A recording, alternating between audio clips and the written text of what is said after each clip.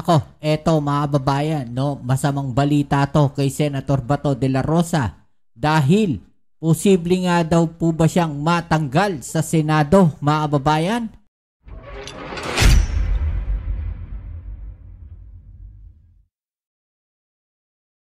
Yan po ang ating aalamin ngayon at pag-uusapan. Pero syempre, bago ang lahat, please don't forget to subscribe, like, share, at comment dyan sa comment section.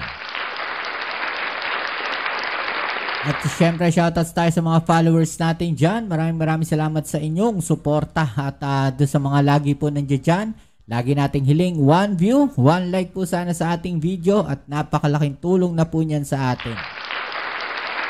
And don't forget to subscribe and follow din po yung isang channel natin. Nandiyan po sa description yung link. Pakisuporta na rin po mga babayan doon sa mga followers natin dyan. Okay, so eto mga babayan, si Senator Trillanes ay mayroon pong matinding pasabog mga babayan na kung saan meron po siyang ipinapaliwanag tungkol po dito sa warrant of arrest ni Senator Bato de la Rosa ng ICC mga babayan.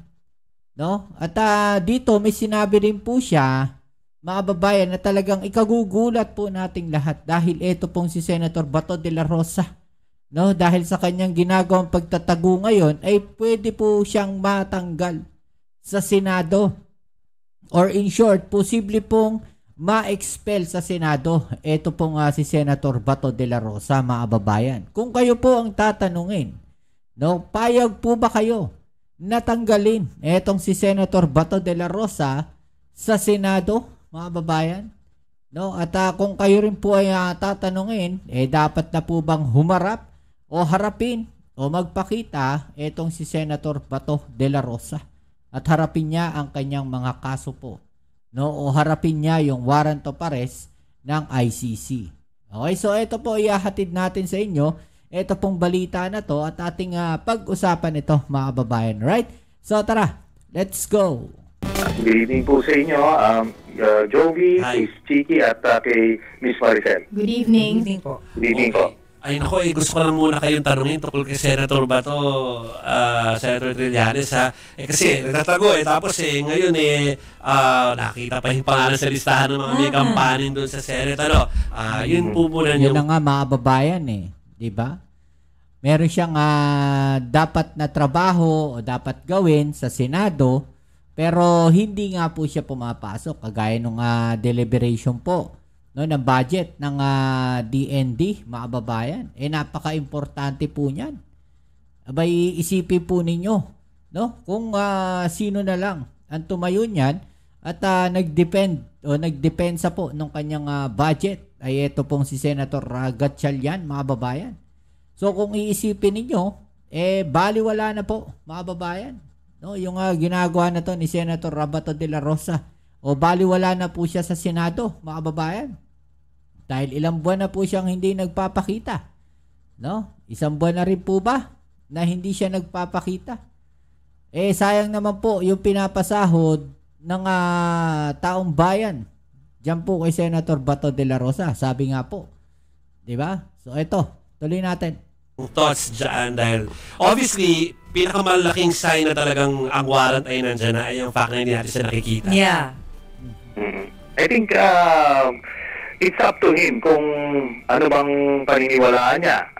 Yung statement ni Ombudsman Boying Remulla na wala namang reason magsinungaling. Pero at the same time, kahit magtanong siya siguro sa loob ng PNP, wala makakapag-produce sa kanya ng kopya. So, yun ang kailangan i-weigh niya kung anong gagawin niya.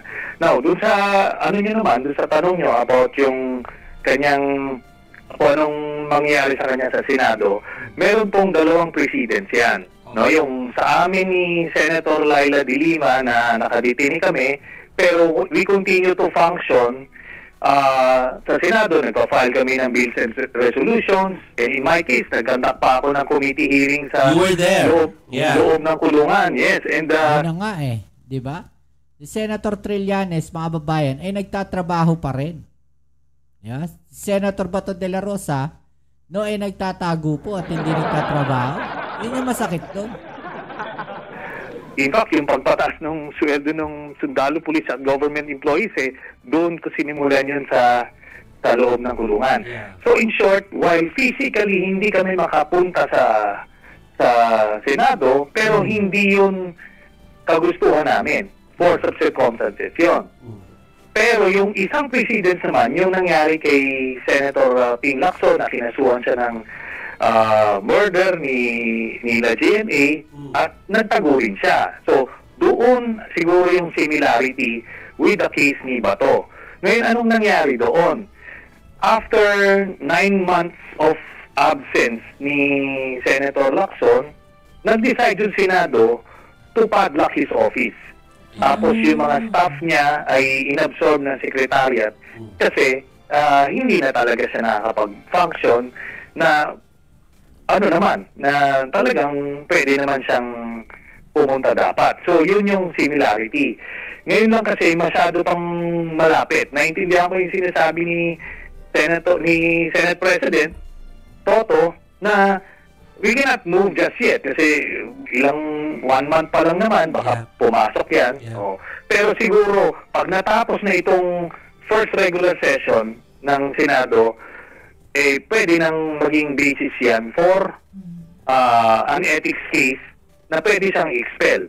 Pag in-expel siya, sa 2028, on a mere resolution ng Senado, 13 candidates sa 2028 elections ang pipiliin. Yun, mga babayan. Ma-expel po si Senator Bato de la Rosa. Yan po ay ayon dito kay dating Senator Trillanes, mga babayan. Diba? Senado para to absorb the second half ng term ni Bato. Pero, okay. So, malinaw po yan, Senator. Oo. Pero kasi ngayon, nakasama pa po si Senator Bato dun sa listahan ng mga members dun sa BICAM. Alam naman po natin na sa mga panahong ganito, very crucial yung BICAM dahil hinihintay natin yung passage ng ating budget. So, ano po yung magiging scenario since kasama pa yung pangalan niya dun sa BICAM? Makaka-apekto ba yun? Hindi makaka-apekto yan. Parang kasama lang siya doon kasi yung minority, hindi mo naman pwede tanggalin sa kanila yung reason to hope na one day he would appear, di ba? So, malay mo, baka umappear siya dyan.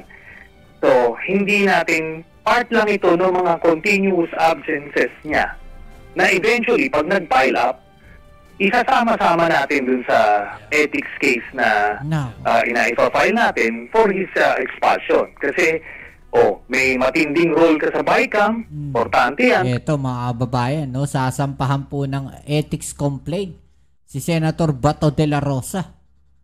Pero, hindi ka sumisipot o yung regular session days, hindi ka sumisipot. Yung supposed to be, siya yung mag-sponsor nung budget ng Department of Defense, absent siya. Kumbaga, ito yung mga critical na trabaho niya na hindi niya nagagampanan. Kayo po ang may balak na mag-file ng ethics case? Why not? Kung wala magpa-file, ipapile lang ko siya. Di ba? Kasi, ako sana, inaabangan ko siya to, sabi niya, make my day daw. Inaabangan ko siya, kaso wala naman. Di ba? Pero ano po yung tingin ninyo doon sa naging pahayag ni Senator Robin Hood Padilla saying na hindi dapat sumuko si Senator Bato?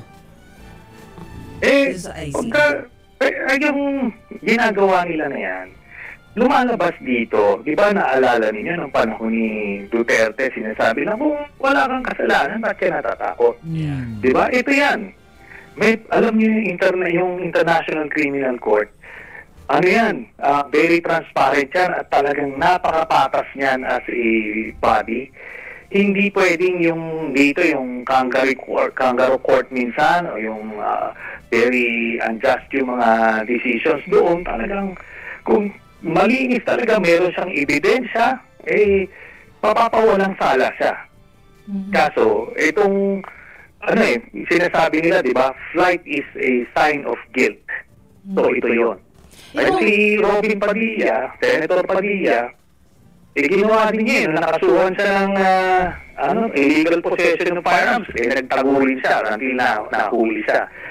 yan yung mga tendency nila. Pagka nagkasala sila, nagtatago di ba? O in the case namin ni Senator Laila de Lima, nakasuha kami, hinarap kami, nakakulong kami until nakalabas kami eventually through the justice system. Kumbaga, hindi natin binitawan. Itong sinasabing arrest warrant para kay Senator Bato de la Rosa po ay wala naman tong expiration. Kumbaga walang refiling na kailangan na tipong may 1-year expiration. Tuloy-tuloy lang po ito. Yes. At kahit na yung inaasahan nila, sabi na magiging presidente si Sara Duterte sa 2028, which I doubt. Pero kahit na mangyari yan, hindi pa rin mawawala yung warrant na yan. Hindi siya kayang proteksyonan ni Sara Duterte kasi international commitment natin yan. Ganun lang po yan. Ay, susundutin ko na doon, Senator Trillanes, yung fact na at least may mga lumalabas na recent na mga surveys na, well, we can't argue with yung numbers daw na mataas pa rin nga sabi nyo imposible, pero si Vice President Sara Duterte ay okay pa rin yung mga numbers na pwedeng i-translate to yung chances niya sa pagtakbo sa 2028.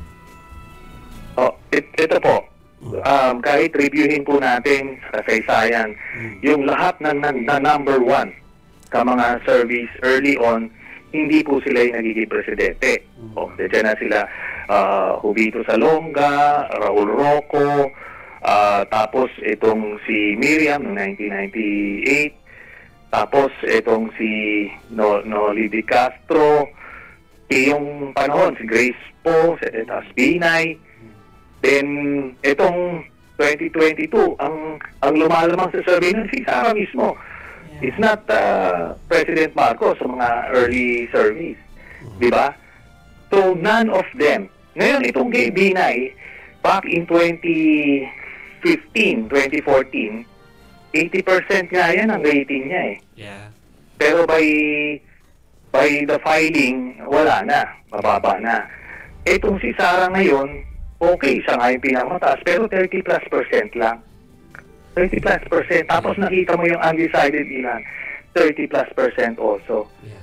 So, ano na yan, wala na kasi siyang novelty Nakita na ng mga tao what she is capable of doing, kung anong dami siya pwede niya magawa. Kaya, nagpitik na siya So, ano yan, bukod sa malayo pa, she's starting off at a very, very low point. Yun lang masabi natin. Okay. Kilala rin po ang aming guest na si former Senator Trillanes dun sa yung pagkalampag sa mga bank account ng mga Duterte. Ngayon po, kumakalat sa social media na para maka-this week, meron ba kayong informasyon na ang mga bank account, lalo na daw po ng Vice Presidente, ay pwedeng ma-expose this week? Ito po. Ang pagkakaalam ko po, may magpa-file ng plunder case sa Ombudsman laban kay Sara Duterte this week, baka sa Biyernes.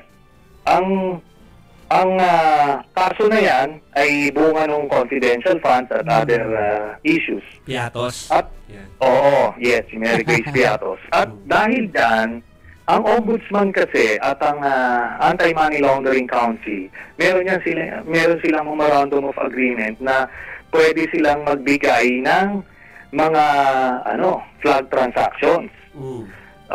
So, yun ang ngayon ang magiging tulay para dyan sa pag-expose na yung mga bank accounts na yan. Kasi makukumpirma yung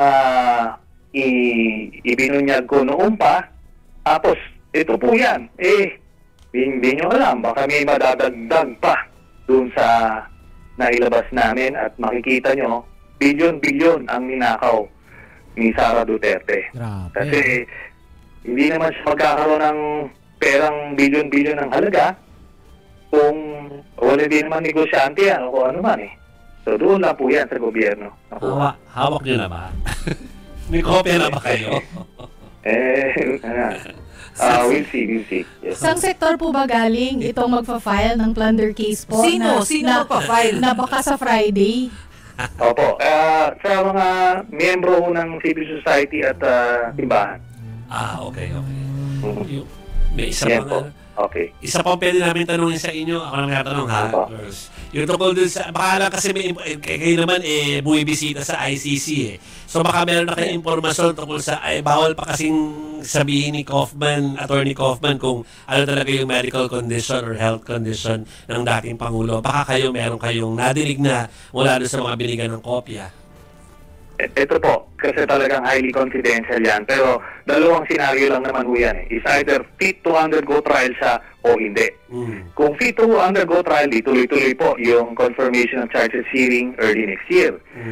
Kung hindi naman, kung hindi siya fit to undergo trial, he will remain in detention. Tapos, i-evaluate siya periodically, every 6 months, kung okay na siya, hindi po yan makakalabas. Yun lang po ang para tapusin na natin yung kung may umaasa pa. Hindi po ganun. Tapos na yung natuldukan ng interim release. Ngayon, itong fitness to undergo trial, regardless kung ano maging desisyon, nakadetini pa rin siya. Kaya, At ito lang, ulitin ko lang po, si Duterte kaya siya nakakulong sa The Hague dahil libo-libo yung pinapatay niya. Inutos niya nung habang siya ay presidente. Nakita po natin yan, napanood natin yan. Hindi na pwedeng i-deny yan kahit ng mga diehard followers sila. Pinagmamalaki nga po nila yan bawal po yan. Kaya yun po ang dahilan kung ba't siya nakakulong. At the fact na ni-issue siya ng warrant at nakadetain siya doon, ibig sabihin buong-buo na yung kaso sa kanya. Yung ebidensya niya, hindi po yan galing sa kesyo political lang yan o chismis o kung anumang bogus na ebidensya. Hindi po. Ang ICC, very thorough sila sa pag-iimbestiga at paggagaga ng ebidensya. Yun po. Alright, so yung mga kababayan, So medyo alanganin at tagilid talaga itong si Senator Bato de la Rosa dito sa warrant ng ICC. Ano po masasabi ninyo dyan mga kababayan? I-comment sa ibaba ang inyong mga opinion at atin yung pag-usapan. Alright? So yan muli, kita-kits tayo sa ating next video upload. Dito po muli ang inyong Kuya Mobs sa Mobs TV. Peace and out.